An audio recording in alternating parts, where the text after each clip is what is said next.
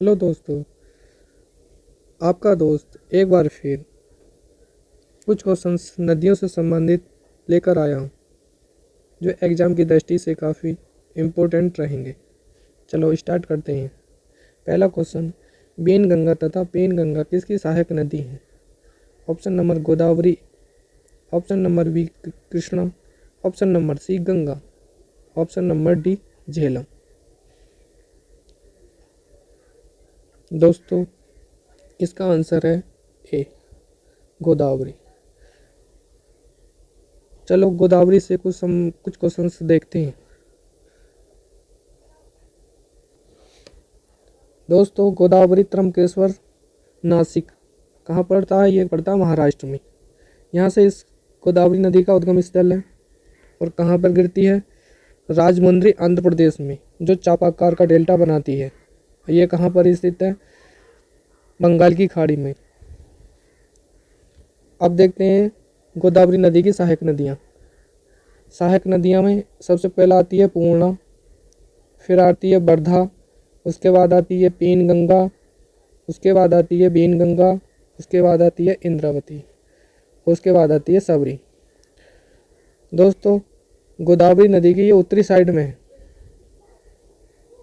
Exam में सबसे पहला क्वेश्चन पूछे जाने सबसे ज़्यादा बार क्वेश्चन पूछे जाने वाला क्वेश्चन है प्राणहिता, यानी कि बेनगंगा और पेनगंगा किसकी सहायक नदियां हैं? तो ये हमारी किसकी नदियां हैं? गोदावरी की नदियां हैं, सहायक नदियां, जो प्राणहिता के नाम से जानी जाती हैं। और गोदावरी नदी के दक्षिण में कौन सी नदियां हैं? प्रवर है, मूला, मंजरा। सबसे ज़्यादा क्वेश्चन पूछे जाने वाला है एक ये भी है कि निजाम बांध किस नदी पर बंधा है? तो किस पे बंधा हुआ है? ये मंजरा नदी पर बंधा हुआ है, जो हैदराबाद में स्थित है। चलो अगले क्वेश्चन पर आते हैं। क्वेश्चन नंबर 2, भारत की सबसे लंबी नदी जिसका उद्गम तथा मुहाना दोनों भारतीय क्षेत्र में स्थित है। Option number A Ganga, option number B Godavari, option number C Brahmaputra, option number D Narmada. दोस्तों, इस क्वेश्चन को ध्यानपूर्वक या अच्छे से देखें। हमारा आंसर इसमें बनता है बी गोदावरी। चलो भारत में अब देखते हैं कुछ नदियों की लंबाई कितनी है। पहले नंबर पे आती है गंगा। भारत में गंगा कितने किलोमीटर है? तो ये 2525 किलोमीटर है। अगली नदी आती है गोदावरी। गोदावरी की 1465 किलोमीटर है। अब आती है कृष्णा। कृष्णा की कितनी है? 1400 किलोमीटर। अब आती है यमुना। यमुना की कितनी किलोमीटर भारत में? 1376 किलोमीटर है। अब आती है बात नर्मदा। नर्मदा की 1312 किलोमीटर है। इंडस की कितनी है? 1114 किलोमीटर है। ब्रह्मपुत्र की कितनी है? 916 किलोमीटर है। महानदी की 890 किलोमीटर है। कावेरी की कितनी है? 800 किलोमीटर है। ताप्ती की कितनी है? 724 किलोमीटर। दोस्तों, बात आती है गंगा नदी की। गंगा नदी की भारत में कितनी लंबाई है? 2500 किलोमीटर ईस्वी में, सॉरी 2525 किलोमीटर है। लेकिन इसका उद्गम स्थल कहाँ पर है? गंगोत्री में, जो उत्तराखंड में पड़ती है।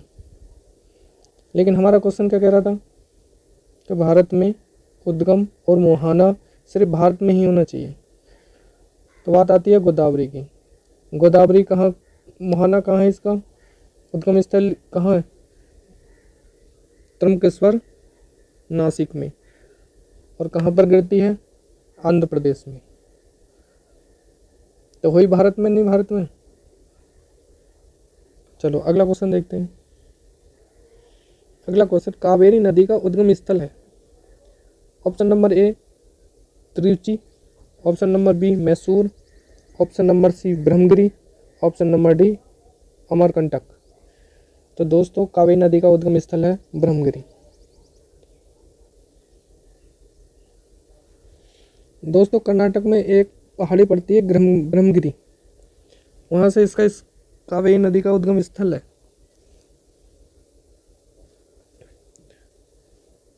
और तमिलनाडु में जाकर ये अपना डेल्टा बना देती है और बे ऑफ बंगाल में जाकर, मतलब बंगाल की खाड़ी में जाकर गिर जाती है। चलो अगला क्वेश्चन देखते हैं। अगला क्वेश्चन, कावेरी नदी गिरती है, मैंने दोस्तों अभी बताया बंगाल की खाड़ी, तो इसका आंसर आ गया बंगाल की खाड़ी। अगला क्वेश्चन, कावेरी नदी जल विवाद मुख्यतः किन दो राज्यों के बीच है? ऑप्शन नंबर 1 आंध्र प्रदेश तथा Tamil Nadu, option number B Kerala तथा Karnataka, option number C Kerala तथा Tamil Nadu, option number D Karnataka तथा तमिलनाडु। तो दोस्तों इसका सही आंसर है डी, कर्नाटक और तमिलनाडु। चलो अगला क्वेश्चन देखते हैं। अगला क्वेश्चन, निम्नलिखित में से किन नदी को उसकी पवित्रता के कारण दक्षिण भारत की गंगा कहा जाता है? Option number A Mahanadi, option number B Godavari, option number C Krishna, option number D Kaveri. दोस्तों ये क्वेश्चन काफ़ी इंपॉर्टेंट है और काफ़ी डीपली भी है, ध्यानपूर्वक करें। तो दक्षिण भारत की गंगा किसे कहा जाता है? तो ये कहा जाता है कावेरी नदी को। अब क्वेश्चन आता है दक्षिणी गंगा किसे कहा जाता है? तो दक्षिणी गंगा किसे कहा जाता है? गोदावरी को। ध्यानपूर्वक सावधानी पूर्वक क्वेश्चन का जवाब दें। अगला क्वेश्चन को देखते हैं। क्वेश्चन है, कृष्णा नदी का उद्गम स्थल किससे के समीप है? Option number 1 Mahabaleshwar, option number B Udhagamandalam, option number C Khandala, option number D Pachmarhi. तो दोस्तों इसका सही आंसर ए महाबलेश्वर। महाबलेश्वर कहाँ पर स्थित है? कर्नाटक में। चलो अगला क्वेश्चन देखते हैं। अगला क्वेश्चन, पंचगंगा तथा दूधगंगा किसकी सहायक नदी है? तो दोस्तों आंसर दें। पहला ऑप्शन कृष्णा नदी, option B Godavari, option number C Ganga, option number D Jhelum. तो इसका दोस्तों सही आंसर कृष्णा नदी। चलो आप कृष्णा नदी के मैप के द्वारा समझते हैं। दोस्तों कृष्णा नदी का उद्गम स्थल कहाँ से स्थित है? महाबलेश्वर। महाबलेश्वर कहाँ है? कर्नाटक में। इसकी उत्तरी में कौन कौन सी नदियाँ आती हैं? कोयना आती है, भीमा आती है, मूसी आती है, मुनेरू आती है, और दक्षिण साइड में कौन सी आती हैं? घाट प्रभा, माल प्रभा, वर्णा, पंचगंगा, तुंग और भद्रा। तुंग और भद्रा दोस्तों मिलकर ही क्या बनाती हैं? तुंग भद्रा, जो कृष्णा की सहायक नदी है। और कहाँ पर जाकर गिर जाती है? बे ऑफ बंगाल में। चलो अगला क्वेश्चन देखते हैं। अगला क्वेश्चन है, इंडो ब्रह्मा है, तो ऑप्शन नंबर ए पौराणिक नदी है, ऑप्शन नंबर बी ए द्वीप, ऑप्शन नंबर सी ए पर्वत श्रेणी, ऑप्शन नंबर डी ए झील। तो दोस्तों इसका सही आंसर ए एक पौराणिक नदी है। चलो इंडो ब्रह्मा के बारे में कुछ तथ्य देखते हैं।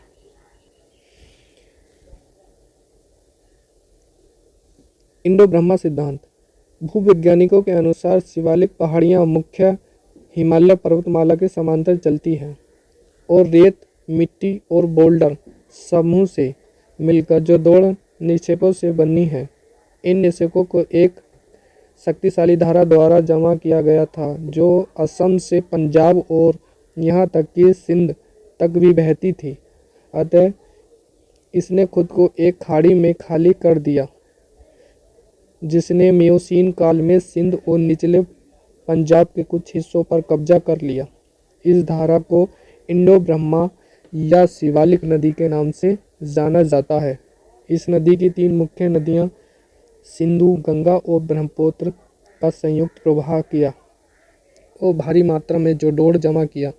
बाद में यह शक्तिशाली धारा निम्न प्रणालियों और उप प्रणालियों में विभाजित की गई, जैसे सिंधु के बाद ब्रह्मपुत्र और इस तरीके से ही गंगा नदी। चलो दोस्तों अगला क्वेश्चन देखते हैं। अगला क्वेश्चन, दामोदर नदी निकलती है ऑप्शन नंबर 1 तिब्बत से, ऑप्शन नंबर बी छोटा नागपुर पठार से, ऑप्शन नंबर सी नैनीताल के पास से, ऑप्शन नंबर डी सोमेश्वर पहाड़ी से। तो दोस्तों इसका आंसर छोटा नागपुर का पठार। दोस्तों छोटा नागपुर का पठार कहाँ पड़ता है? झारखंड में। दोस्तों आज नदियों से संबंधित 10 महत्वपूर्ण क्वेश्चंस थे। ऐसे ही अगली वीडियो में कुछ क्वेश्चंस लेकर आऊँगा। दोस्तों आपसे गुजारिश है, वीडियो अच्छी लगी हो तो लाइक एंड सब्सक्राइब अवश्य करें और वीडियो को शेयर करना ना भूलें।